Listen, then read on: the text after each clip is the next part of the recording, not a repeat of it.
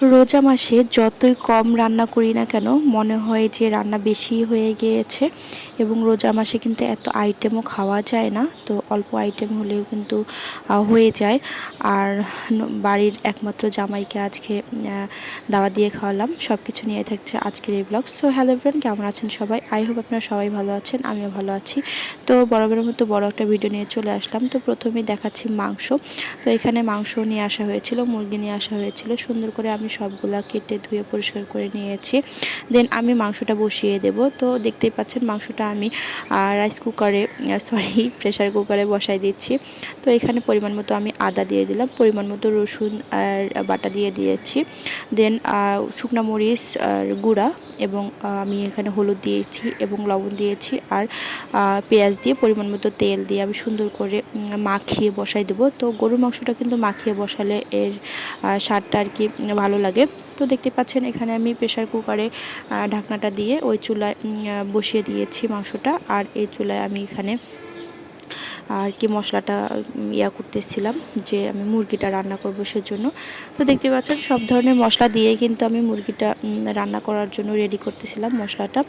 তো এখানে সব ধরনের মশলা দিয়ে আদা রসুন দিয়ে দিলাম। আদা রসুন দিয়ে দেওয়ার পর আমি এখন মশলাটা যখন হয়ে গিয়েছে দেন আমি ওখানে মুরগিটা দিয়ে দিব। আপনারা দেখতেই পাচ্ছেন মুরগিটা দিয়ে আমি সুন্দরভাবে কষিয়ে নেব। মুরগিটা অনেক ভালো করে কষিয়ে নেব। তো মোটামুটি দেখতেই পাচ্ছেন কষানো কিন্তু শেষের পথে। এখন আমি মুরগিতে ঝোল দিয়ে দেব। তো যাই হোক, প্রথমে যেটা বলছিলাম আর কি, রোজা মাসে কিন্তু ওরকম আইটেম করলে আর কি বেশি খাওয়া যায় না, অল্প আইটেমই যথেষ্ট। আর যতই কম রান্না করেন না কেন মনে হয় কি অনেক বেশি রান্না করেছি। তো রোজা মাসে কিন্তু যখন আমরা ইফতারি করি, ইফতারি করার পর আমাদের রাত্রের যে ভাতটা, সন্ধ্যা রাত্রে ভাতটা, এটা কিন্তু মোটামুটি কিন্তু খাওয়াই পড়ে না।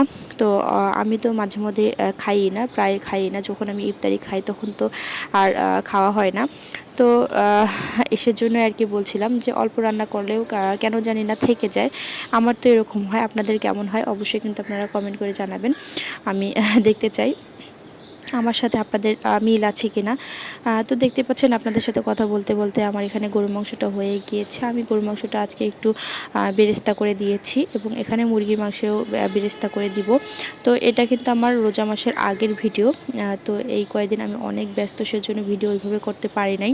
তো সেজন্য আগের ভিডিও আপনাদের সাথে শেয়ার করলাম। তো আমি আমাদের বাড়ির একমাত্র জামাইকে দাওয়াত দেওয়া হয়েছিল, তো আমার একমাত্র ননাসের হাজবেন্ডকে। তো সবাই এসেছিল, সবাই এসে আর কি দাওয়াত খেয়ে গিয়েছিল। সেটারই আমি ভিডিও করে রেখেছিলাম। আর সময়ের অভাবে ভিডিওটা ওইভাবে আর কি করা হয়নি, মানে এডিট করা হয়নি এবং ভয়েসও দেওয়া হয়নি, আপনাদের সাথে শেয়ারও করা হয়নি। যাই হোক, এই তো আপনাদের সাথে কথা বলতে বলতে আমার রান্নাগুলো সব কিছু কমপ্লিট হয়ে গিয়েছে। দেখতেই পাচ্ছেন পাবদা মাছও রান্না করে নিয়েছি। দেন এই তো গরুর মাংস, মুরগির মাংস, পাবদা মাছ রান্না করেছি, বেগুন ভাজি করেছি, আলু ভর্তা করেছি এবং সালাদ করেছি। এই ছিল আয়োজন। কেমন লাগলো অবশ্যই কমেন্ট করে জানাবেন। ধন্যবাদ সবাইকে।